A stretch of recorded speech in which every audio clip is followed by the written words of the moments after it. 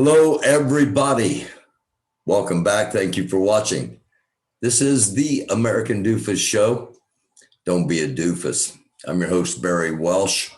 We were supposed to have True Soldier on this episode and discuss Grandmaster Jay and the NFAC.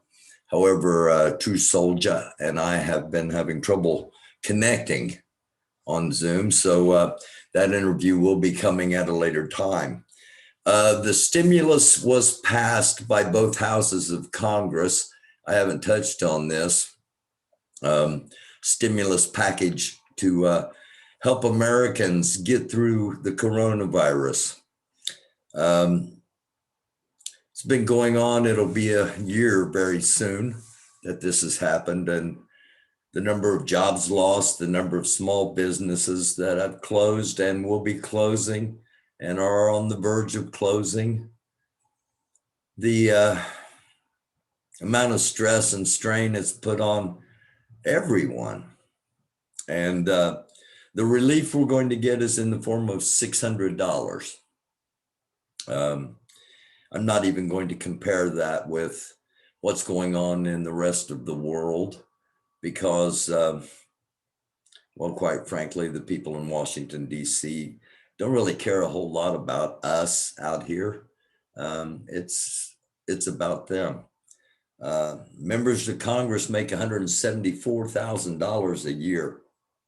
That's $87 an hour, $696 a day. And they just passed a stimulus bill for each one of us to receive $600 in the middle of a pandemic. And $600 isn't even as much as they make in one day. Election day is 11/08/2020. Talked about putting a group together to have some significant influence.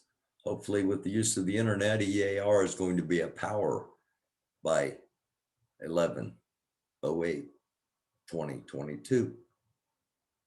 It'll be up to us, but I think there might be enough of us. If not, there should be. Second thing I wanted to talk about is I got an email and I printed it out to read, and I now wish I would have printed it in bigger font. But it begins, Doofus, glad you had a conversation with a Trumper. I can't do it. I saw this and this is how I feel. No, Biden rallies weren't bigger. No, you didn't see many Biden flags on houses or Biden bumper stickers on cars. No, you don't know a single person on your street or at your church who supports Biden. But guess what? We're all out here. Biden's rallies were small because people who live in reality don't want to expose themselves to the virus you continue to downplay or deny. We don't fly Biden flags because we don't want our houses burned down. We don't put Biden bumper stickers on our cars because we want to avoid becoming the target of road rage. We don't trust you. We've decided to minimize our interactions with people who cannot be reasoned with. This is for our own safety. Now, let me remind you that our last episode, we had Angry Knuckles on, and Angry Knuckles is a Trump supporter, and he himself stated that, you know, there are some really crazy Trump supporters. There are all varying levels of Trump supporters.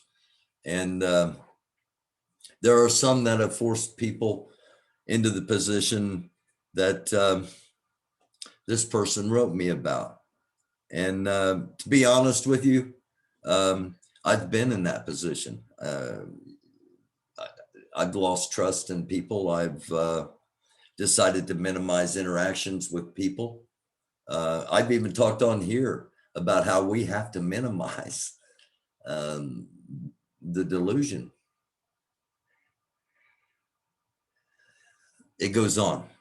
In private groups where you're not invited, we share our bewilderment of your descent into madness.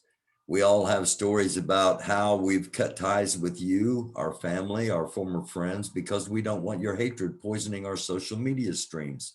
We can't stand to listen to you vomiting the lies of your cult day after day.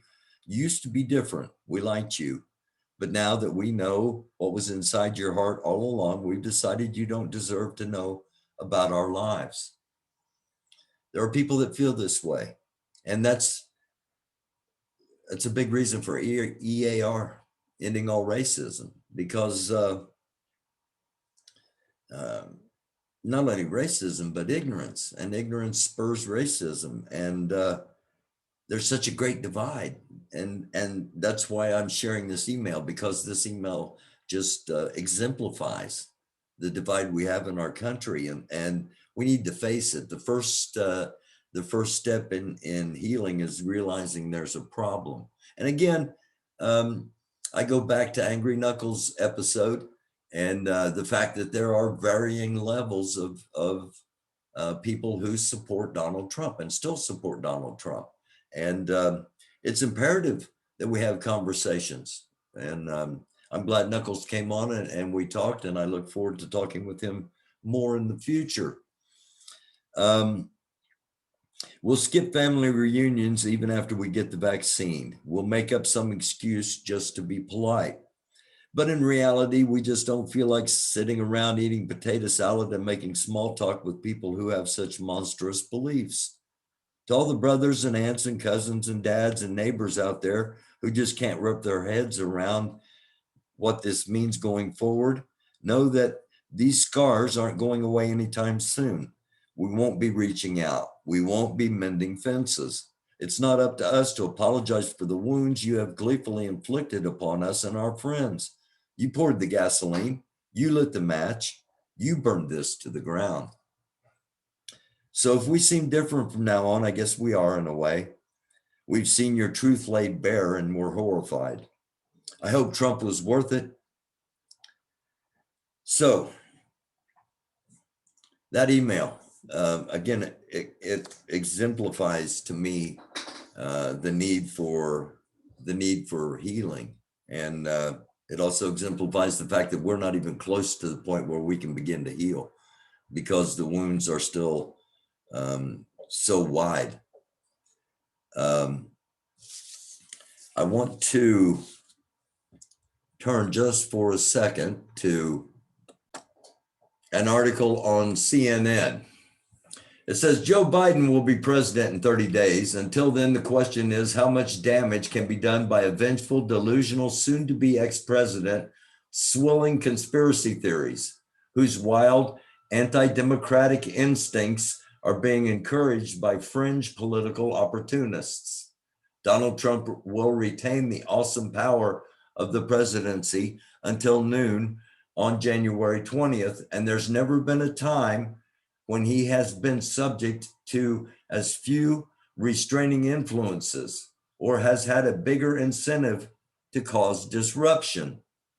The president is spending day after day in his White House bunker, entertaining conspiracy theories, crackpot theories, imposing martial law, talking about seizing voting machines, staging an intervention in Congress on January 6th to steal the election from Biden.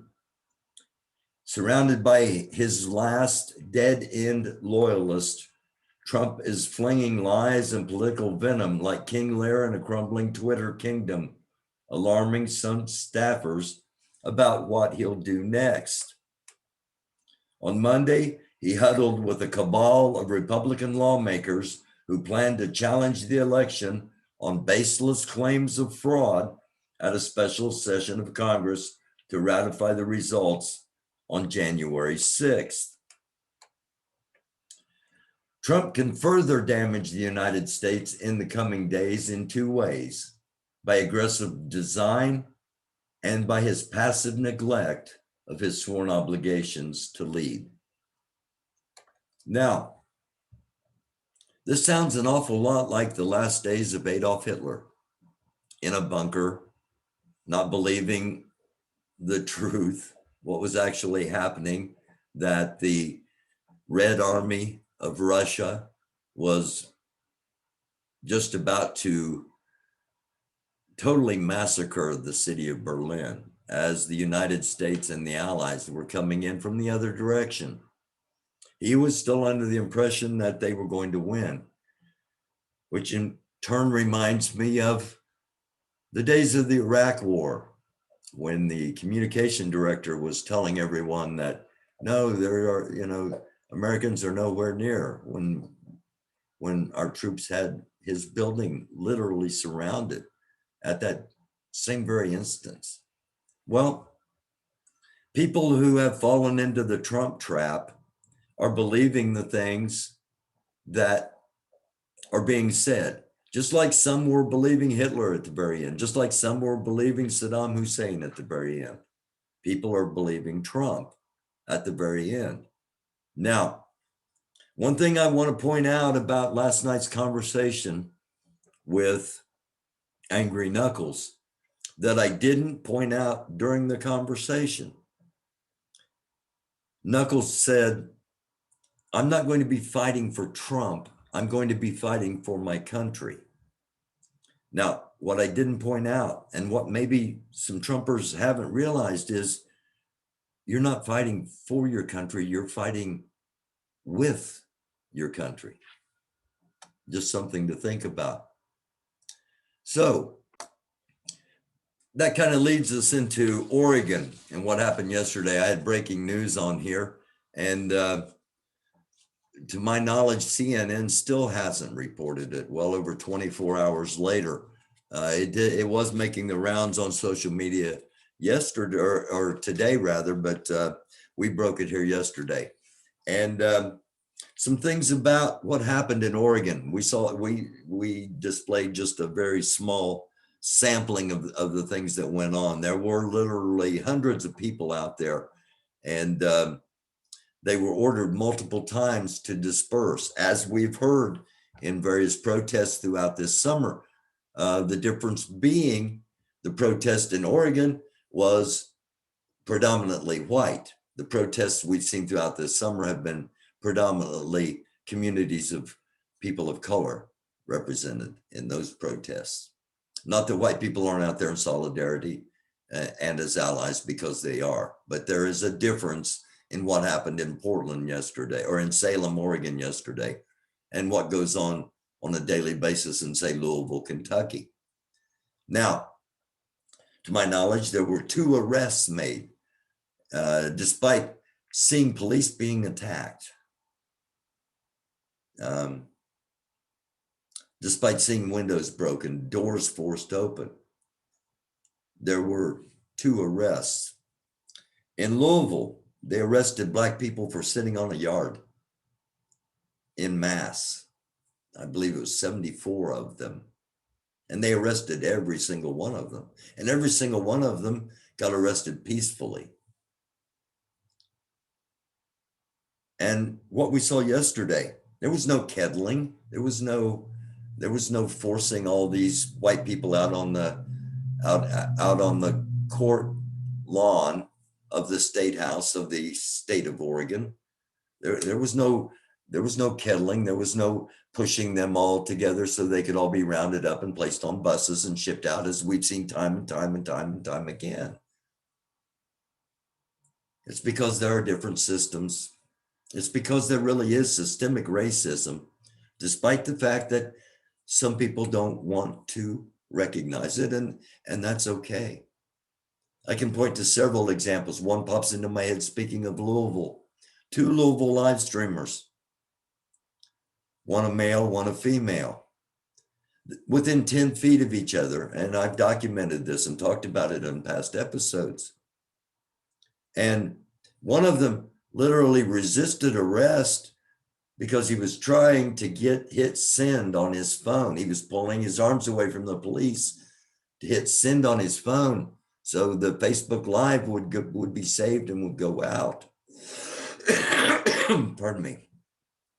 And the other one, when told to not run, sat down and was peacefully arrested. One was charged with 3 counts, one of which was a felony and rioting. That was the one that sat down. The other was charged with 2 minor counts. That was the white guy. It was a black woman that sat down. They got charged for rioting and a felony count placed against her. Right there is a prime example of systemic racism. No kettling, no mass arrests. Most importantly, no reason for them to be there. They call themselves anti-shutdown protesters. There's no lockdown at the moment. Now, I think there's one probably coming, but you don't protest something you think might be coming, you know? I mean, that's not how it works. It's not how it works. You know, I guess you could go out and start protesting the next police killing of a person of color, and you probably wouldn't have to protest long before your protest came to fruition. But there is no lockdown, okay? There is no government shutdown. There is no shutdown of anything that you're protesting. You had no reason to protest. You look like asses wearing an American flag, which is a disgrace, which is against flag code. You don't do that. So while you may call yourselves patriots, I'm always going to use those quotes because there's nothing patriotic about what you're doing. Nothing patriotic about what you're doing. Nothing at all. All you're doing is believing lies and rolling them forward. All you're doing is creating havoc in a time when we should be trying to heal. Yes, there are some of you we don't trust. There are some of you we are going to marginalize, that we're just simply not going to associate with because you're delusional. I hope it's a temporary situation and I hope you snap out of it. But until you do, there are going to be those of us that, just like that email said, we have wounds you've gleefully inflicted upon us and our friends. You poured the gasoline, you lit the match, you burned this to the ground. In many cases, that's what's happened with families and friends and relationships. And healing's got to take place. But lunacy's got to end.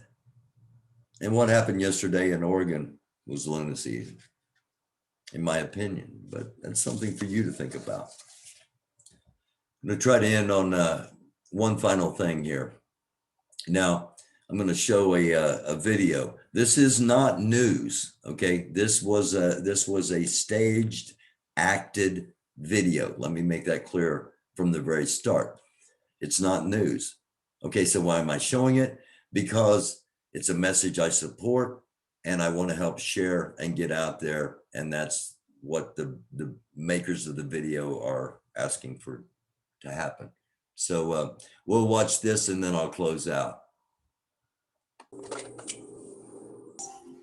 Assaulting and belittling another person based on the color of their skin is unfair and is not nice. No one should feel like they don't belong because of the skin they're born in. God made us all and he doesn't make mistakes. Let's look and see each other as people. Thanks so much for watching. Make sure to like and subscribe so you can see the new videos when we upload. Vilcronica videos are made to inspire people. Share this video so others can receive the message. And remember to always let love lead the way. That video was from a group called Vid Chronicles, VID Chronicles. You can look that up and watch for more of their videos. I felt that was a message that should be shared. So, brief recap here. Members of Congress passed a stimulus package. Each individual should get around around $600 per person. A Biden supporter sent me an email explaining their feelings and how they can't talk to Trump. supporters at this time, and I can understand, but also at the same time, it's imperative that we have dialogue. We start dialogue where there is none, and we continue dialogue where it's begun. That's my opinion, and I'm not a Biden supporter. I wouldn't have hung a flag if, and I really wouldn't have been afraid of my house being burnt down, to be honest with you. But hey, when you're a Bernie Sanders supporter, you learn not to be afraid of much of anything, or to be wary of everything. Again, we talked about the possibilities of the President of the United States leading people even further astray than he already has. And while I did compare the behavior to that of Hitler, I'm no way calling the current President of the United States Hitler. Okay, I did not say that. I compared their two behaviors, and if you look at the last days of Hitler and the 30 days of Trump that is to come, you might be surprised in some similarities. Just something to think about.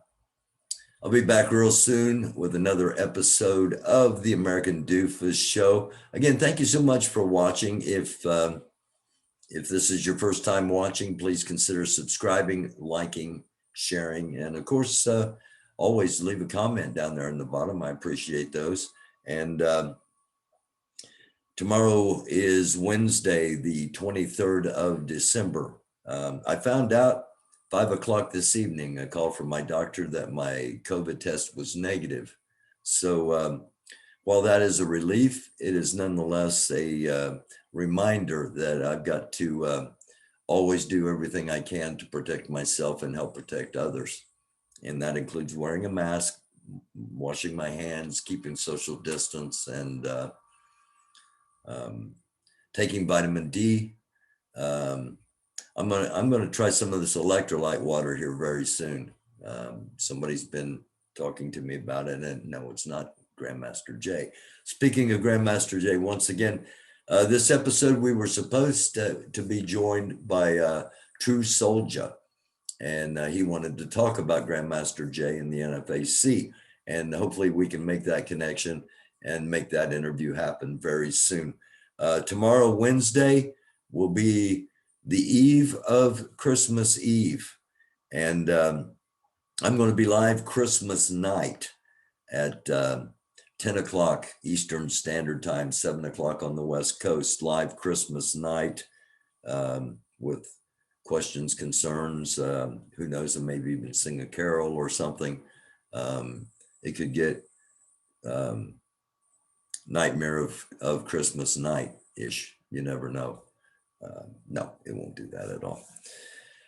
I do thank you for watching. It is the American Doofus Show. Every once in a while, I got to say something to remind all of you that I can be a doofus. Most of the time, it's on purpose at attempted humor. But I love you all, sincerely do. Wish nothing but the absolute best for each and every one of you. And I thank you for watching. I hope you stay watching. And if all goes well, we'll have True Soldier on tomorrow. If not, we'll have him on very, very soon. We'll have a panel coming up. Got a lot of things in the works, including more about EAR, our little attempt to end all racism. And until next time, it's the American Doofus Show. Don't be a doofus. I'm your host. I'm Barry Welsh.